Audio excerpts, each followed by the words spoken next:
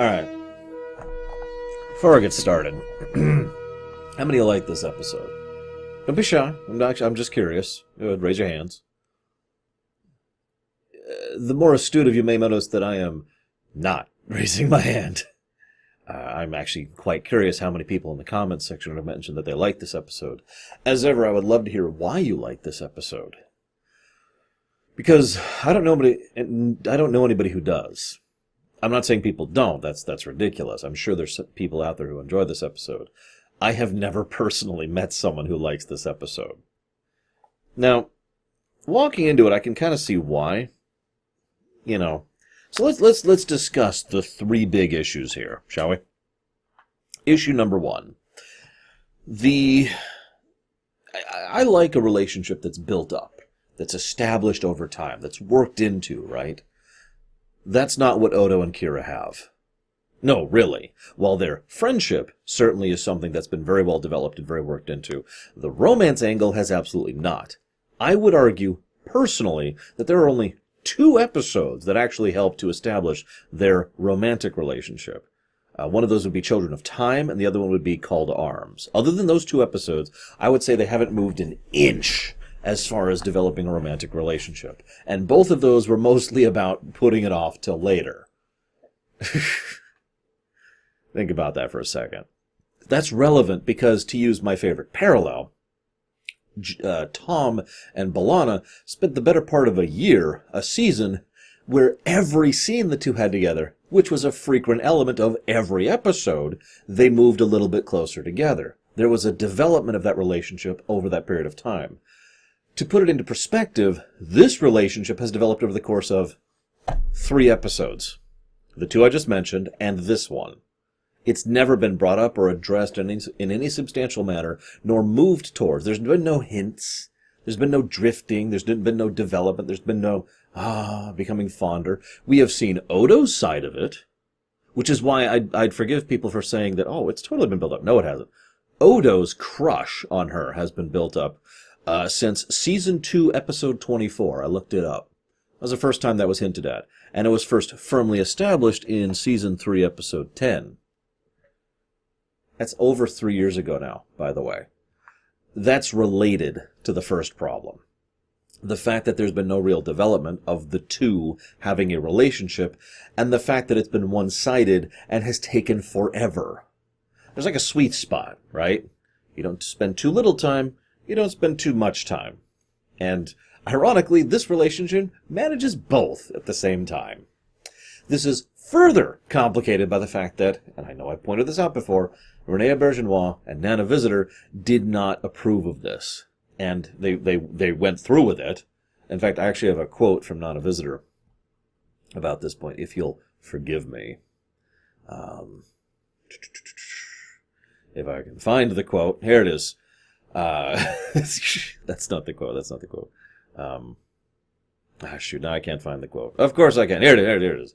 I'm not a fan of Odo and Kira being together, but they found a way to make it all make sense. I've always felt I have to open my mouth and pick my fights. Even though I know there's a certain amount of fights I'm going to lose, I always do it anyways. That was one I lost. Now, Renee Auberjonois says something similarly diplomatic, where he was like, I didn't like it, but then I went through and was like, okay, it can kind of work. That's not... Both of them have spoken many times in many interviews in Cinema Fantastique, or however you say that, in the Deep Space Nine Companion, in conventions, and all over the place, how they did not want this relationship to happen.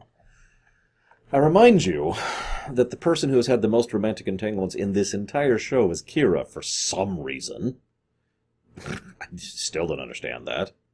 So, there's problem number 1. Too little and too much. Problem number 2.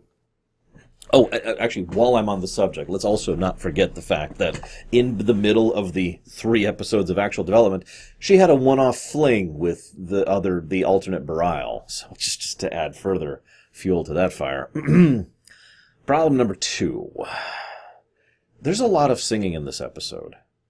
Now, it doesn't sound like a lot when you pull out the numbers, which I bothered to do this time around, but the first time, the episode opens with 1 minute and 18 seconds of singing. And nothing else. Later on, there is a full 3 minutes of singing. and nothing else. Later on, there's 1:50 of singing and nothing else. Finally, there's 2 minutes and 20 seconds of singing and dancing. That's the first time anything has been happening on the camera that involves something actually relevant to the story that is not just singing. Don't mistake me. The guy who plays Vic Fontaine, who I can't remember his name right now, and I didn't write it down because I'm a moron, James Darren, has a wonderful singing voice, and I'm not trying to disparage that at all. The man knows what he's doing. I actually like Vic Fontaine in every episode except this one, because it's just singing, nothing else. It's like the episode pauses to sing, to have a musical number. The musical number isn't part of the story. I've heard some of the production staff call this a musical. I disagree. A musical is when the events of the story are portrayed in musical format. See, Aladdin, to use a random example. Imagine if in the middle of Aladdin, rather than a whole new world playing as they're exploring and discovering this new dynamic and blah, blah, all of a sudden he just walks off and starts singing that in the area by himself and then goes back and reacts to her. That's what this episode has the equivalent of. So that's problem number 2. Now, well, I've already mentioned problem number 3, haven't I? Some people just don't like the Oda-Kira relationship, including me, feel free to admit. There's also very little to talk about here. I have 7 bullet points, other than, tidbits and information about the stuff in the background. Now, this is just my theorizing as to why I think people don't tend to like this episode. I say that so obviously. I shouldn't say it like that. Oh, there is actually one additional point. So I brought up this list of quotes for a reason. I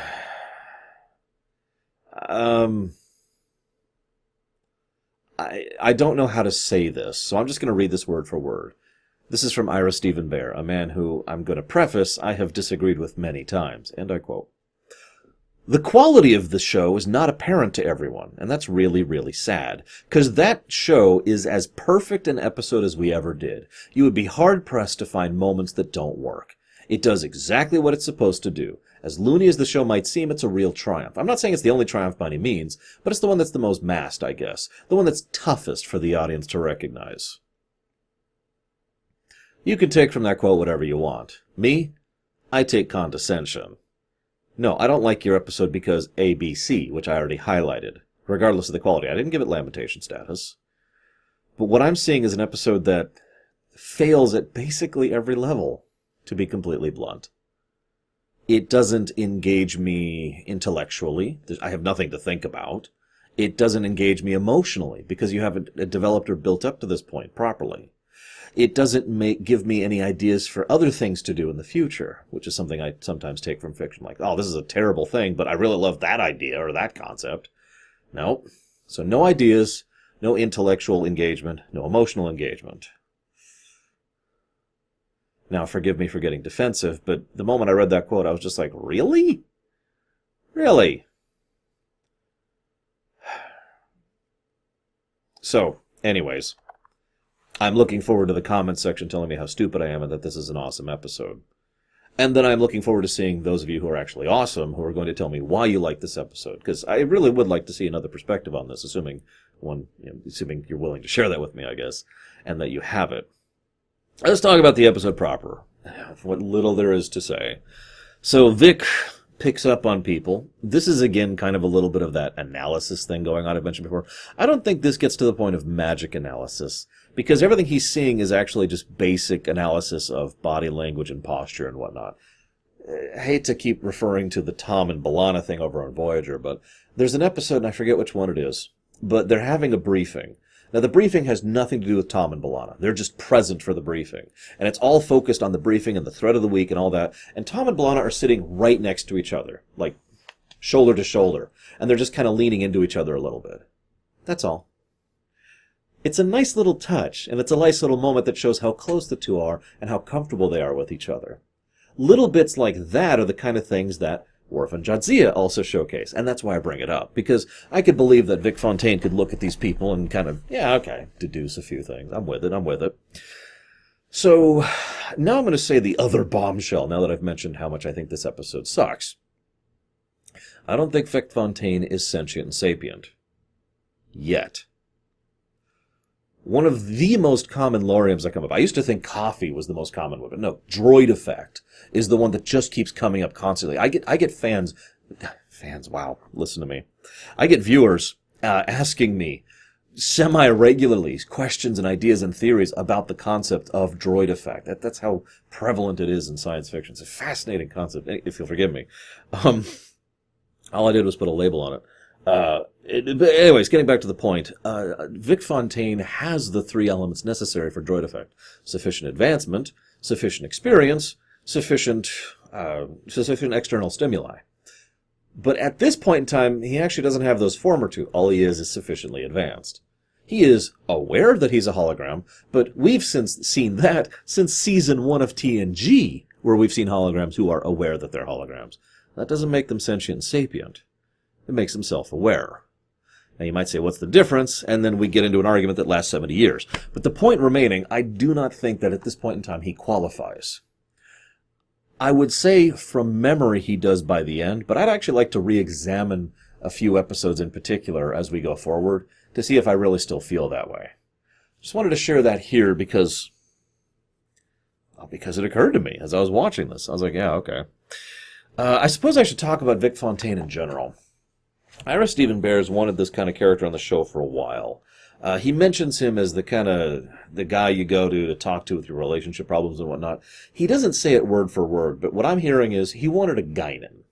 Now, I get that, because Guinan's awesome. Although, in fairness, I think a lot of the reason why Guinan is awesome is because of Whoopi Goldberg.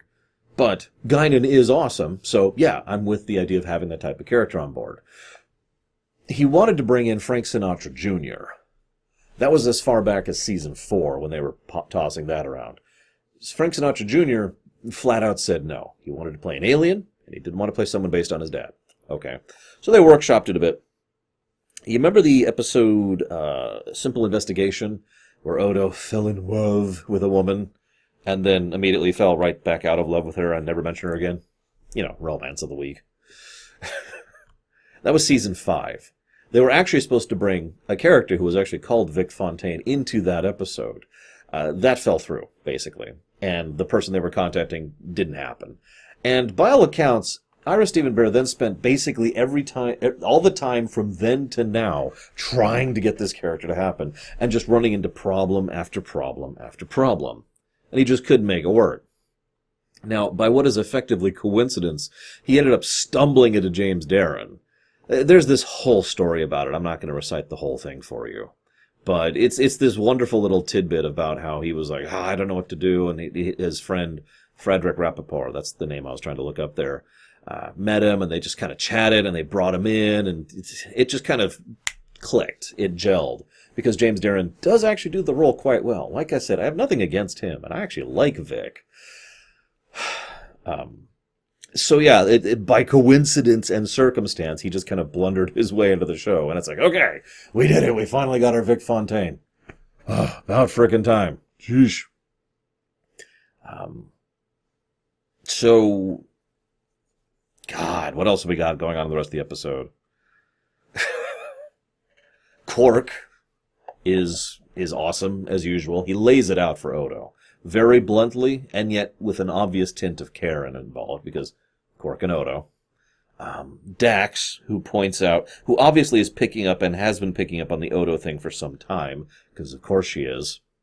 And then there's this really funny part where fake Kira, the one left over from the spy hologram program, shows up, and Vic's like, hey, and that whole scene's just whatever. I don't really have anything to say about it. Although what I love most about it is the bit where fake Kira walks up to Vic and says, you're a hologram too? So Vic naturally decides to go to do the wacky scheme.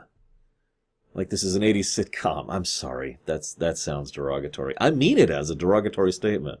It was actually kind of insulting to see Vic have to resort to the whole, I'm going to convince the two to meet and they don't know it's each other gag.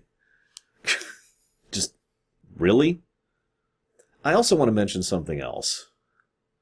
This is a small point, and it's one of my only points of contention that I've never heard anyone else talk about in this episode.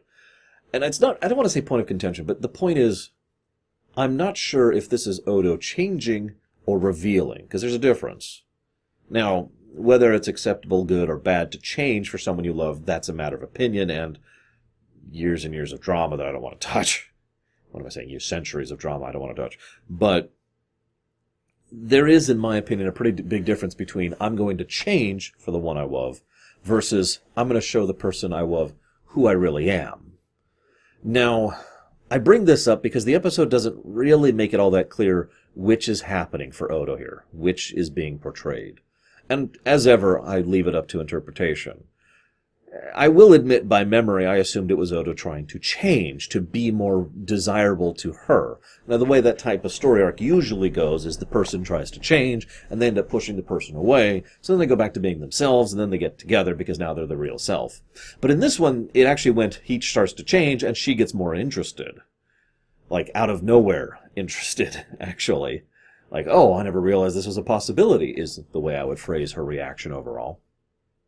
So, not sure if this is a change or a reveal. As ever, curious of your thoughts. So, wacky scheme. As much as I dislike this episode, there are two scenes that I love. Really love in this episode. The first is very cold and harsh and kind of horrible.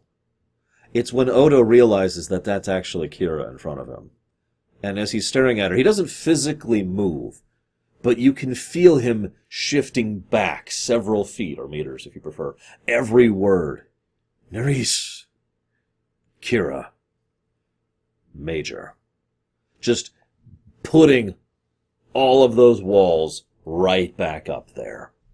That was a brilliant scene. And it was brilliantly done and brilliantly acted. Huge praise to René Auberjonois for the way he portrayed that. The second is when they kiss for the first time. And I know what you're thinking. I thought you didn't like the romance. I don't. So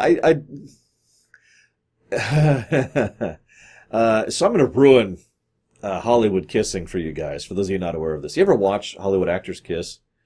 I don't have any way of physically demonstrating this, as I'm thinking what I have access to. Let's just pretend this carrot here is someone else's lips. Here, bear with me, okay? So normally you kiss like here, or like maybe like this, or if you're really feeling weird like this. But the point is, the lips are still touching, right? You ever pay attention to it? Hollywood actors tend to kiss like this. Now, they hide it. They usually do the twist thing, so they're kind of like this, and then like they're like this, and so it's like, oh, mwah, mwah, mwah. But if you're paying attention, and this is why I say I'm ruining Hollywood kissing for you, if you pay attention, it's always obvious they're kissing right above or right below on one of these two spots. They're not actually kissing. Now, I want you to watch the scene again where they kiss, because it's so obvious that they're not actually kissing in any real sense of the word. And it's so hilarious. I'm sorry, I don't even mean this as a negative, like, I burst out laughing. This was so funny, and so... and of course, the episode takes like a good 30 seconds as everyone on the entire promenade's like, whoa! And I was just like, yes! Even Cork's just like, uh-huh. I'm proud of you. Proud of you, Odo. Like, it was a great scene. It was actually legitimately heartwarming and touching, and it was very, very enjoyable. But I gotta share an anecdote about it really quick.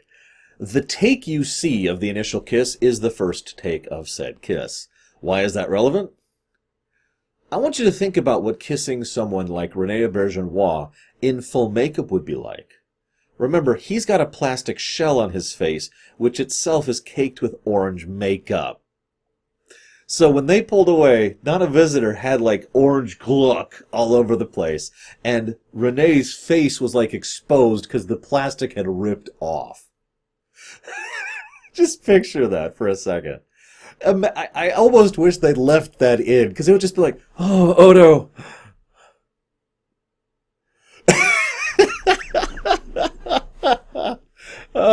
Anyways. So they decide to get together. There's a musical number at the end. Because of course there is. One last, it's only 30 seconds long. I timed that one too. And that is the episode. I'm probably never going to watch this episode again. It's definitely on the skip list for me. I'm not even sure what else to say about it. Well, that's not true. How many of you remember the Arshian guy in Voyager?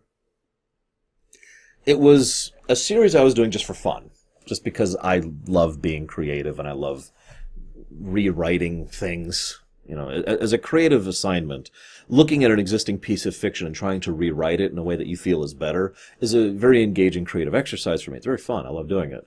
I also have found, speaking as a creative writing teacher, that it's a great way to try and engage your juices and get you thinking in the direction that'll help you to write your own works. So, for a while there, I was writing my own version of Voyager. I still remember bits and pieces of it. In fact, I still have my notes for that, believe it or not. About the conclave and how that was going to build up into an eventual dealing with the Borg and blah, blah, blah, blah, blah. And they were going to end up going home, and then things were going to get worse. But I'm bringing that up because I was looking at this episode and thinking, what would I have done? How would I have done this differently?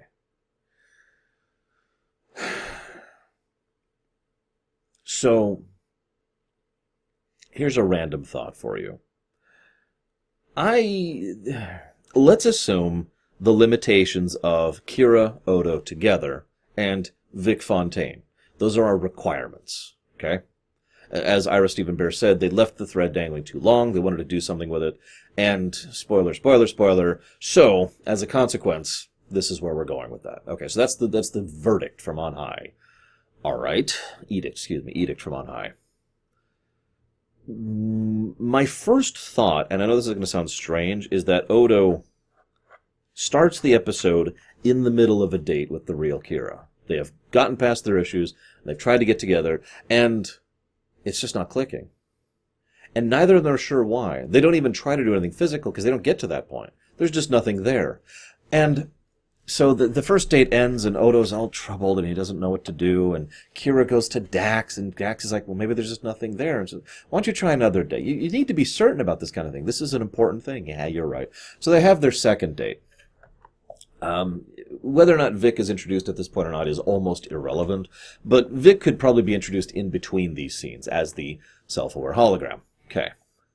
So then we move forward, and they go to the second date, and the way I would want to construct this is the second date starts off romantic, but then turns fun. Like, I know this is going to sound strange, but imagine one of your close friends who you have no romantic feelings for, okay? Whatever gender. And so you go on a date with that person, which, you know, you got the candlelight and you got the dinner, and you're just not feeling it because you have no romantic feelings for them. But then you think, well, you know, it'd be fun. And then you just go, now pick an activity that'd be really fun for you. Maybe you're playing video games, you go playing laser tag, or you go out and shoot some hoops, or whatever, right? And as you drift into that, all of that awkward uncomfortableness just melts away, and all of a sudden, you're just having fun with your friend. That's how I would have the second date go. I'd have to nail out specifics, but you get the gist of the concept. Okay, we're going to go and try to do this, and it's not going to work, and we're going to end up being okay with the fact that this is friendship. No, this is okay. Now I know what you're thinking. Well, hang on. Part of the mandate was Odo and Kira. Yeah, they didn't say which Kira. So Vic gets involved in this. Now, I have to admit, this is poorly constructed. It is, because I just came up with this on the top of my head, and I didn't prep for this at all. But, off the top of my head, the easiest and quickest route here is that Vic is someone who is effectively pushed, probably by Quark, in order to get Odo and Kira together. So Vic, thinking he's salvaging two lovers, tries to set up this situation. He gets Odo to agree to meet him on the holodeck under duress. They have some fun. Sure, have a singing number. Sure, why not? And during the singing number, he introduces Holo Kira. And you already see where I'm going with this. I would have Nana Visitor play Holo Kira completely differently. Totally different personality. And that's the point. In short, no matter... See, I know this is going to sound strange, but to me, the nature of how you look shouldn't determine whether or not a changeling finds them attractive or not. It should be entirely internal. Personality, emotion, thought, etc. So, the idea being posited here would be that he never found Kira physically attractive, because the very concept doesn't exist to him, doesn't even begin to equate to him. Instead, he thought he found her personality attractive. But because he is so new at this, because he admit this in the episode, I thought what I was feeling was love. I've felt this. It affects me and it changes me, and I thought it was love, but it was just this connection, this friendship. And he's telling all this to Hollow Kira, and the two become close. And you see where this is going. I probably don't even need to finish the rest of the episode. The idea that Hollow Kira, we'd come up with a name for her. I forget the name of the Russian actress, so we could go, the Russian character. We could deal with that if we wanted to as her name. But she becomes a semi-recurring character, which would be easy to do. After all, she's played by the same actress as a regular character, so we don't even need to pay an extra actress to do this. Yes, I'm thinking financially in addition to creatively. What? So the two start having something of an actual relationship. And why would the fact that she's holographic bother Odo at all? Why does he care that she's made of photons? He's made of goop. And I suppose that's the final reason I like that idea. That he would end up redirecting his romantic feelings towards something that is a thing in the same way he is. And, love bypasses boundaries, blah, blah, blah, blah, blah. All those romantic details. So what do you think, guys? How terrible of an idea is that? Like I said, I really did come up with that off the top of my head. I should have prepped something, but I wanted to see if I could come up with something off the top of my head. Because I'm a weirdo. What do you think? How awful is it? I wouldn't have even shared that, but I had so little to say in this episode that I wanted to at least do something with it. So I hope you'll forgive my indulgence. And I'll see you next time, guys.